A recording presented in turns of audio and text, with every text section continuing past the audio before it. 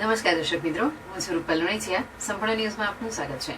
ડીસા તાલુકાના Bhildi police station વિસ્તારમાં SOG police સ્ટાફના માણસો એસઓજી ને લગતા કામગીરી અર્થે પેટ્રોલિંગમાં હતા. દરમિયાન સાથેના એએસઆઈ ઇન્દ્રજીતસિંહ તથા પોલીસ આસિસ્ટન્ટ પોલીસ કોન્સ્ટેબલ નટવરભાઈએ સંયુક્ત રીતે ખાનગી રાહે ભીલડી પોલીસ સ્ટેશનમાં વિસ્તારમાં આવેલા ડીસા તાલુકાના નવા નેઠળા ગામની સીમમાં રહેતા હીરાભાઈ બળવંતભાઈ કણબી પટેલ તેમજ તેમના કબજાના ખેતરમાં છૂટાછવાયા ગાંજાના છોડવા ઉગાડેલા હતા.